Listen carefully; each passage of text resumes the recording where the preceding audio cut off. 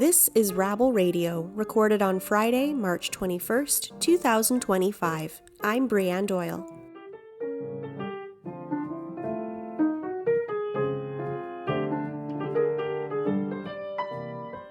rabble.ca shares with you the news of the day through a progressive lens. If you're curious about what's happening in Canadian politics, labor, the environment, and beyond, you've come to the right place. This is news for the rest of us. Thanks for tuning in.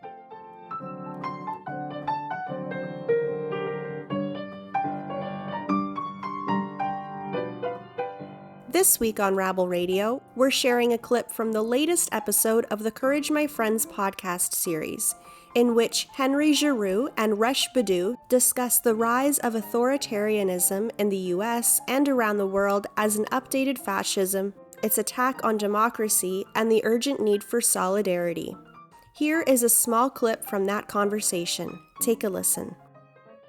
Henry, welcome back. Thanks for joining us. Oh, it's a pleasure. Much of your work has focused on the neoliberal erosion of public and critical education. We last spoke of this in the context of the pandemic. Now, in your latest work, The Burden of Conscience, Educating Beyond the Veil of Silence, the crisis seems to be evolving. What is the aim of this book? Give us a bit of an overview. And what is the burden of conscience?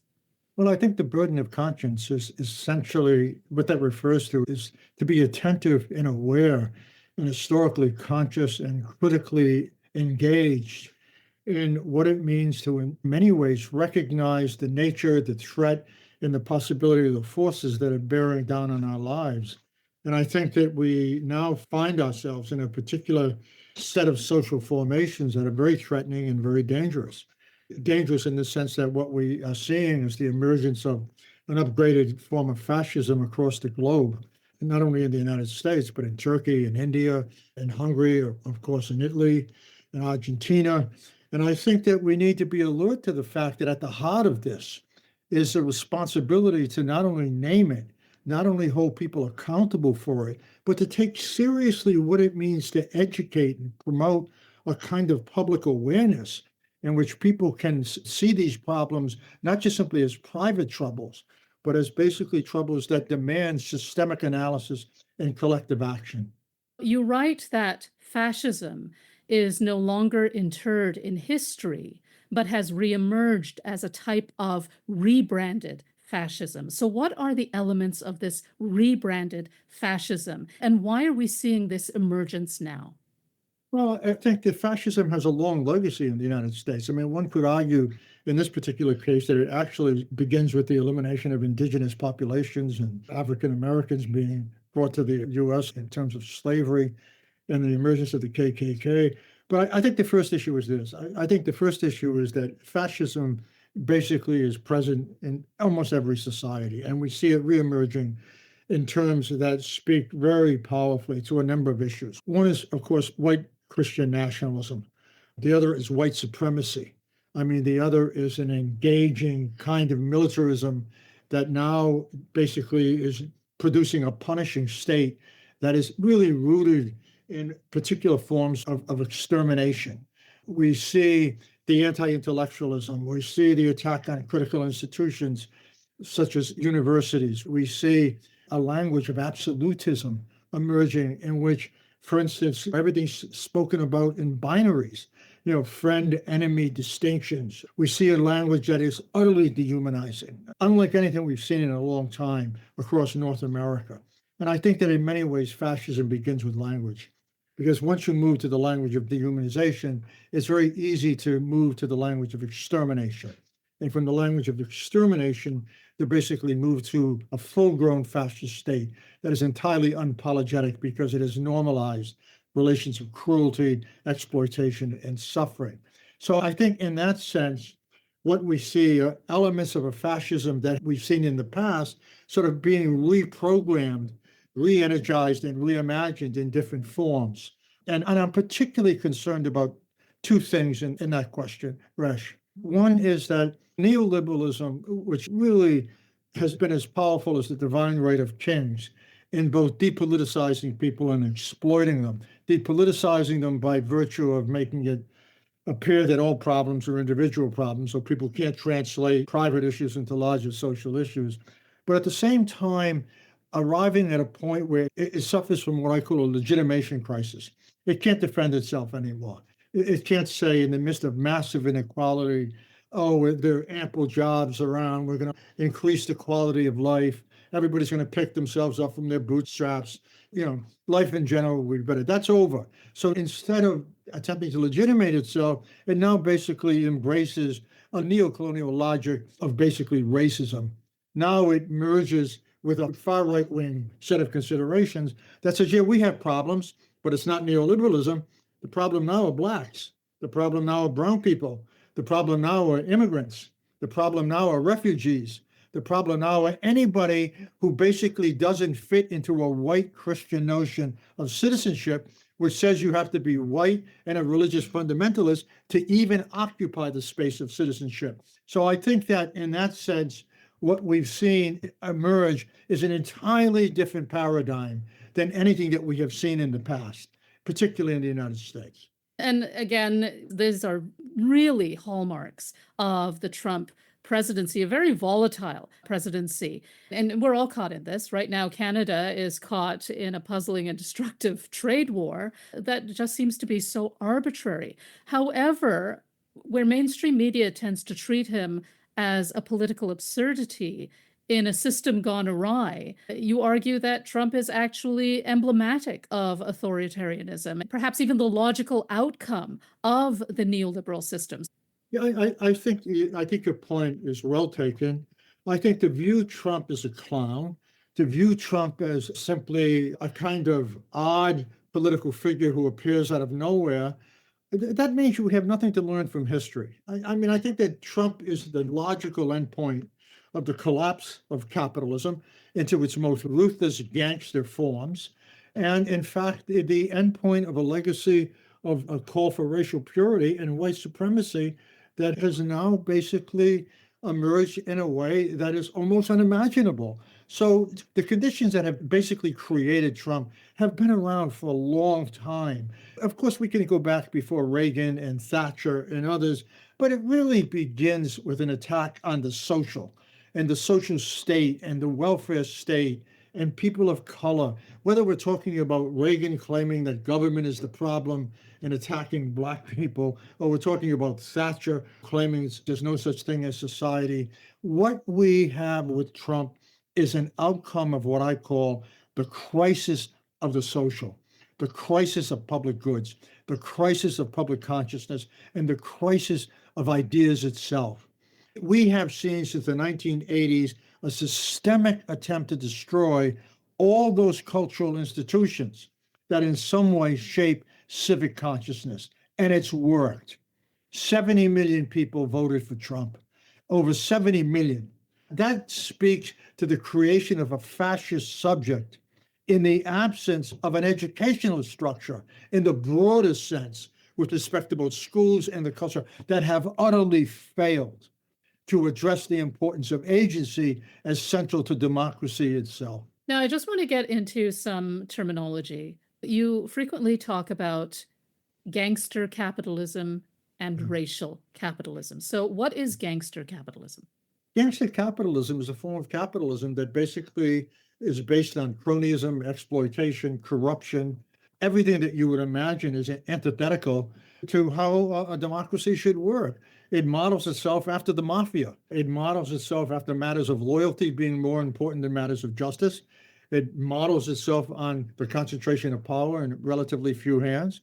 And it operates under what I would call a kind of death march, in that it's a politics that is concerned more about producing misery and suffering than it is about expanding the contours of justice and inequality. It's a zombie politics, which I've used in another book. It's a politics in which people basically who run these countries have blood in their mouths.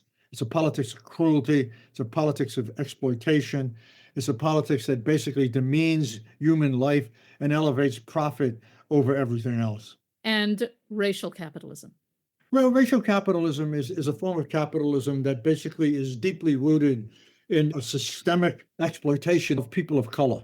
It functions in a way as to make clear that people of color have no place in either the production and the organization of power or the participation of power.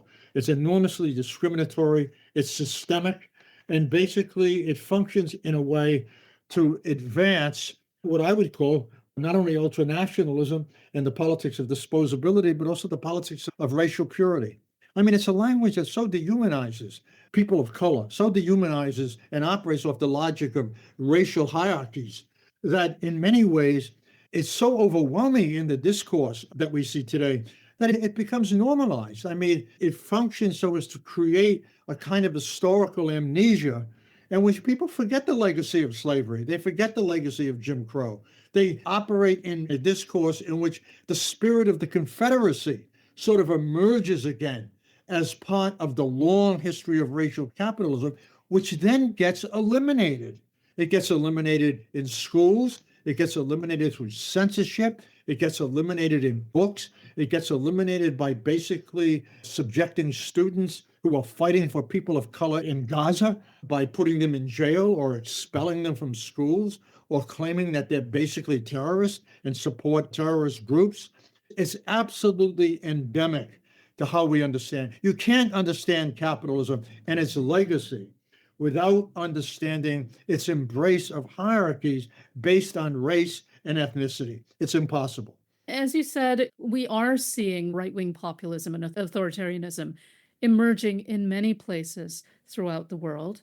What is the attraction of people towards these authoritarian leaders, towards these anti-people, anti-worker, anti-planet parties? I think there are a couple of issues at work here. And of course, there's no one factor.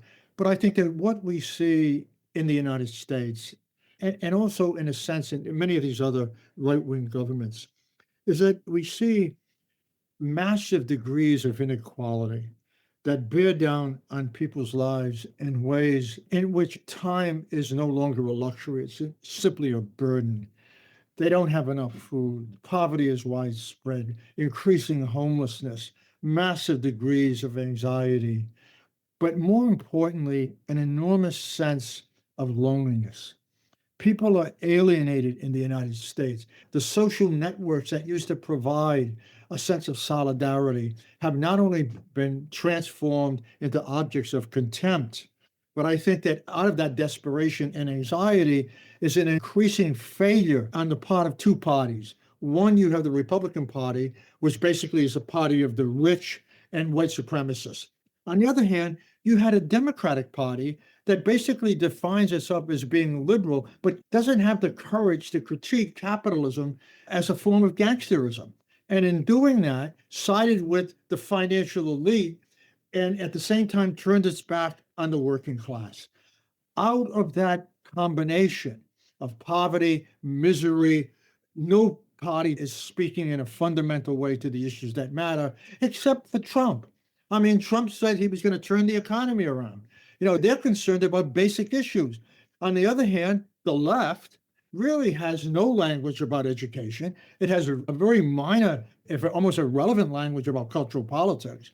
And in doing so, there's an absence of what I call a language of attention, an attentiveness to the problems that people have in which we can speak to them in ways in which they can recognize themselves.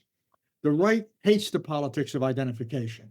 All the right identifies with is white nationalism. Democrats, they make a gesture towards liberalism and so forth and so on, but they have no language for dealing with inequality, none whatsoever. And basically doesn't understand that education is central to politics. Where did that get us? It got people looking for the strong man. It got people looking for people who could say, I can solve your problems, because they didn't have a language to really understand the nature of the problems that bore down on their lives, both at the level of ideology and at the level of some sort of systemic analysis. In the book, you do speak about the liberal, the middle, the moderate. And what's interesting is that even as we're focusing on the frenetic, often irrational and cruel decisions of the Trump administration, the Democrats are getting sort of a free pass or a redemptive cleansing of their record. So there seems to be an amnesia that's happening there. How does this translating into what's happening in Canada? Are you seeing the same types of things happening here? I think that there are a couple of things happening in Canada. I mean, of course, there's an increasing and odd set of circumstances that are pushing against what was happening in Canada, right? Whether we're talking about the tariffs or we're talking about Trump claiming he wants to annex Canada and, in a sense, bolstering and reviving a sense of nationalism that Canadians have to think very seriously about in terms of which way you want to go with that nationalism. If you want to go in the way that Trump is going, then Canada will collapse into authoritarianism. If not, then it might be a healthy nationalism that basically is rooted in a sense of justice and equality and a willingness to deal with questions of global solidarity. But I think those forces are always at work, the forces of fascism. I mean, you have a right-wing party in Canada that basically talks about banning books, that talks about immigrants, that uses the language of Trump at a lower sort of intensity, and they're dangerous. And you also have massive inequality in Canada. Yes, we have national health care, and that makes a difference. But you have people like Ford who are doing everything they can to eliminate that, who are moving towards the language of privatization. With the language of privatization comes the language of dehumanization. And I say that because I think that what that means is that all problems now get translated in the inability of people to really address those problems individually. And so the question of character begins to take over the public consciousness. Oh, people are homeless because they're lazy. People are not working because they don't know how to fill out an application and they want to stay home all day and just cheat on the state. All those issues are there.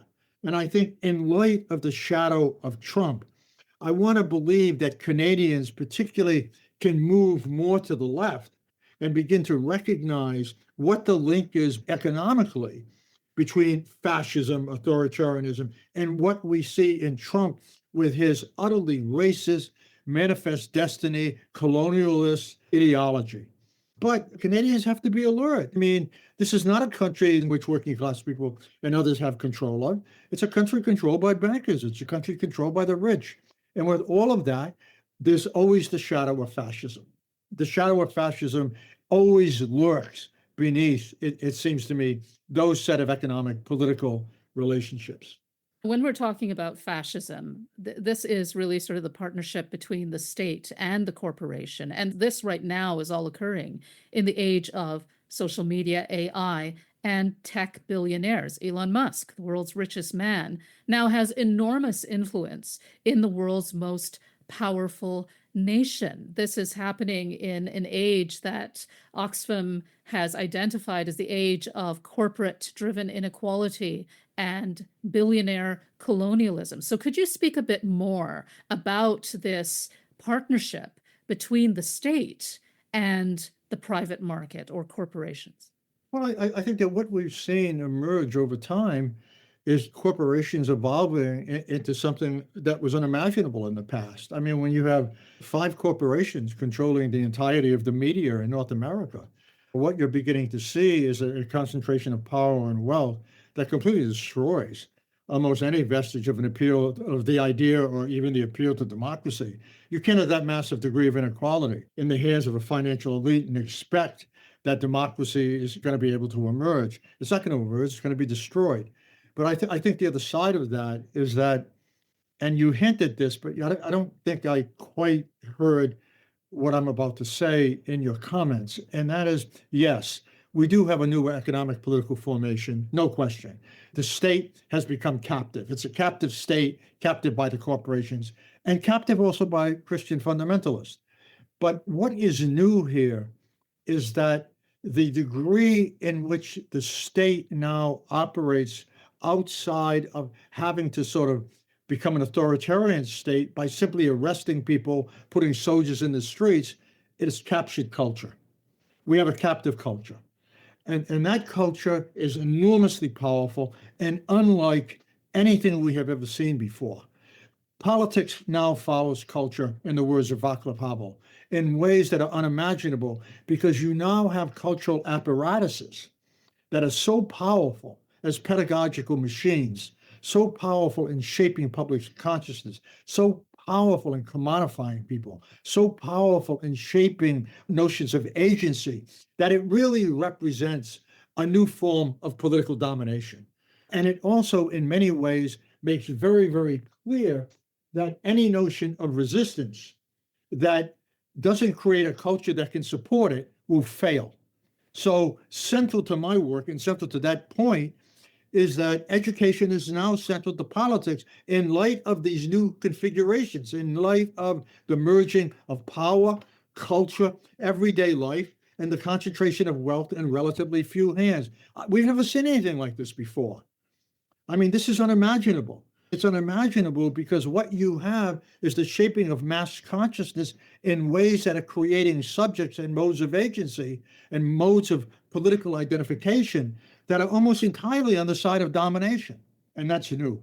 The scope and the intensity of that are far removed from anything we saw in C. Wright Mills, far removed from anything that we saw in Stuart Hall and others who had a grasp of how powerful culture was. But where we are now is truly in light of the Elon Musk and Bezos, and it's unimaginable.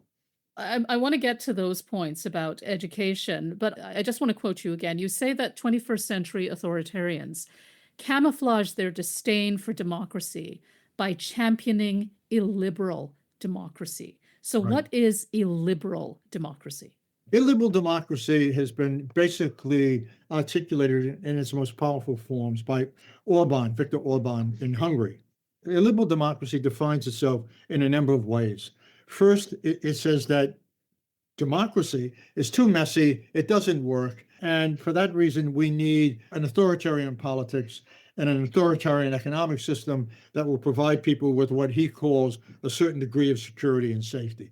Secondly, he says illiberal democracy refuses the notion of mixed races. In other words, it sort of highlights and reproduces itself through a politics of exclusion that is focused on making sure that matters of racial purity and the language of racial purity and the policies of racial purity can basically become normalized. In other words, illiberal democracy is a call for ethnic cleansing. That's basically what it is. Thirdly, it's a call that in many ways suggests that power has to be concentrated in relatively few hands. And while it's concentrated in relatively few hands, it operates off a politics of exclusion that says that some people aren't worthy in any way of a kind of citizenship that would allow them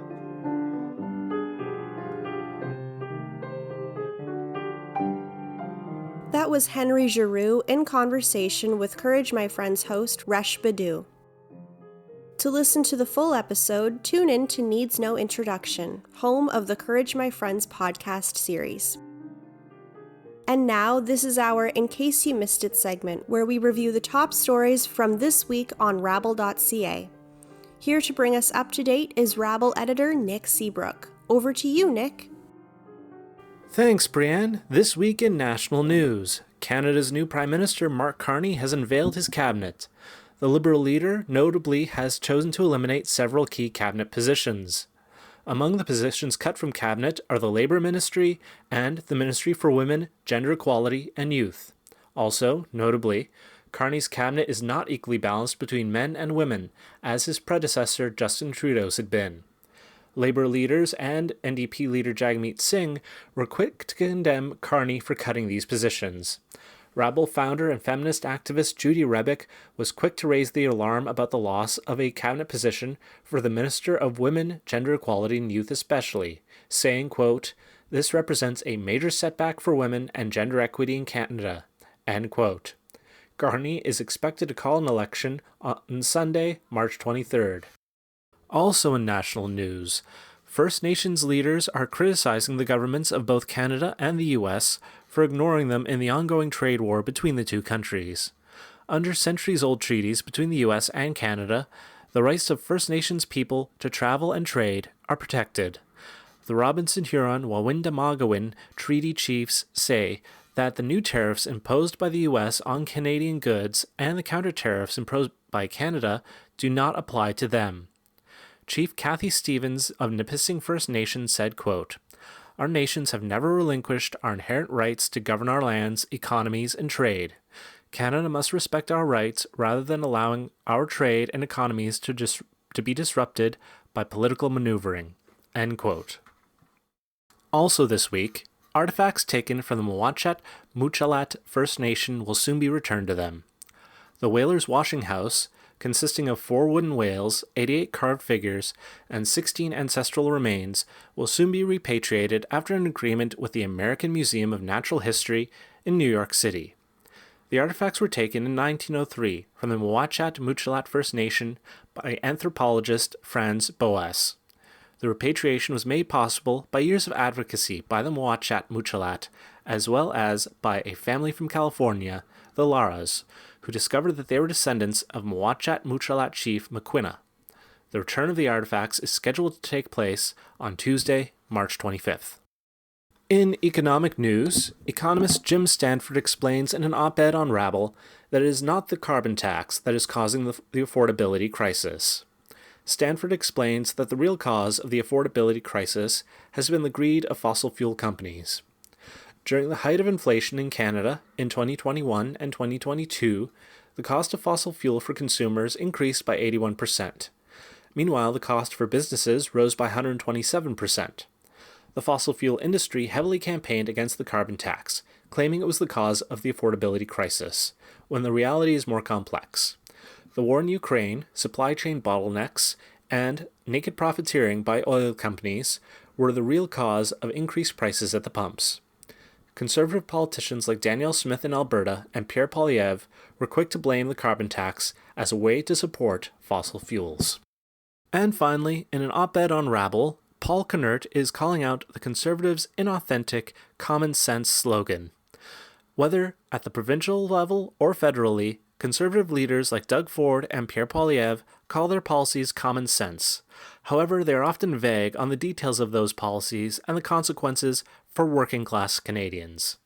Knert said that over the years, Conservative common sense policies have led to privatization and tax cuts for the wealthy, something to keep in mind as we head into a federal election.